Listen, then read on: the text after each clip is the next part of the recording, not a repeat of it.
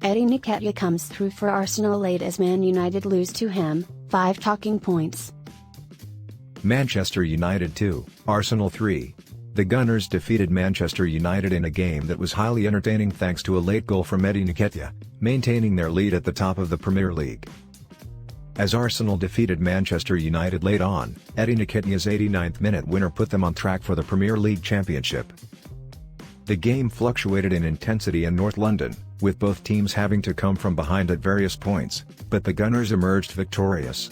The only team to defeat the Gunners this season was Manchester United, who had a chance to do it again after Marcus Rashford's exquisite long-range goal. Pressing the subscribe, like, and/or comment buttons and sharing with your closest friends will help support this channel. Many thanks. Erik ten Hag's celebrations emphasized the significance of the match, but their advantage was only temporary as Eddie Nketiah leveled the playing field. Bukayo Saka's excellent goal gave Arsenal the lead in the second half as they were able to control the midfield. The hosts' advantage was just as fleeting as the bandaged Lisandro Martinez re-evened the score with a deft header in front of the away crowd. After a VAR review, Nketiah flicked home to send the Emirates into raptures just as it appeared that the game would finish equal. Due to the caliber of these two teams, who were once again at the top, the match at the Emirates had a hint of the Sir Alex Ferguson vs Arsene Wenger about it. 5 talking points from North London are provided below. Want to look back at the past? It has likely been more than 10 years since an Arsenal vs United matchup included two sides who were in a strong position, prepared to compete, and comfortable with who they are. The competition has always attracted large audiences and been a game to watch, but it lacked the modern amenities. On Sunday, it seemed as though we had turned back time to when these two heavyweights were competing for titles, and that is precisely what they appear to be doing. Teams built by Arteta and Ten Hag are worthy of their club's illustrious past.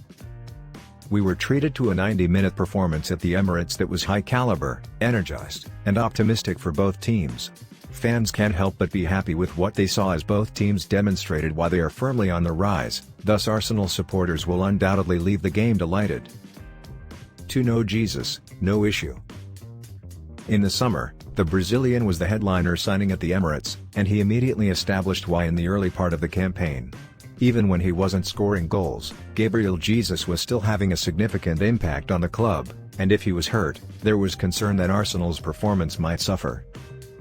At the World Cup, that worry materialized, but Nketiah has filled in admirably and has continued to uphold the validity of the new deal he signed in the summer.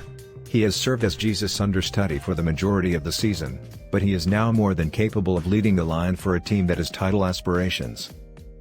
He demonstrated the predatory instincts for which he has long been praised with his header, which tied the game.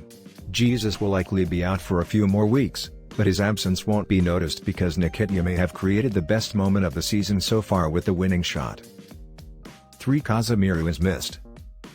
Ten Hag was eager to point out to the crowd that United defeated Arsenal earlier this year without Casemiro.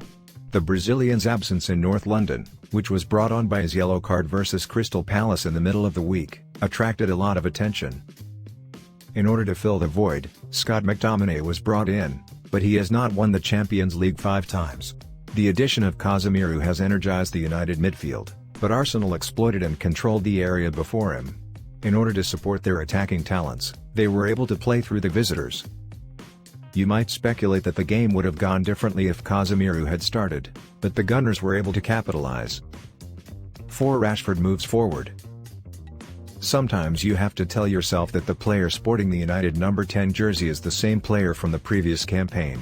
When Rashford was playing, he lacked both confidence and form, and you questioned whether he would ever again reach the heights he had appeared capable of. Rashford is now in charge of United's offense after a strong preseason and instructions from a new boss. His goal at the Emirates was incredibly impressive, but it could only have been scored by a player with unwavering self-confidence. Since the end of the World Cup, he has scored 9 goals across all competitions, a total that is unmatched in Europe. 5. Saka enters exclusive club during class. The youthful attacker was questioned prior to the game about his chances of joining Thierry Henry and Freddie Ljungberg as the third Arsenal player to score in 3 straight games against the Red Devils. He claimed it was challenge accepted, and he finished it spectacularly. Saka's moment of genius took a while to arrive given his performance in the first half. It also ended the Gunners' comeback after falling down in the first place. The winger demonstrated his hunger for the big moment once more earlier this season when he scored the game-winning goal against Arsenal.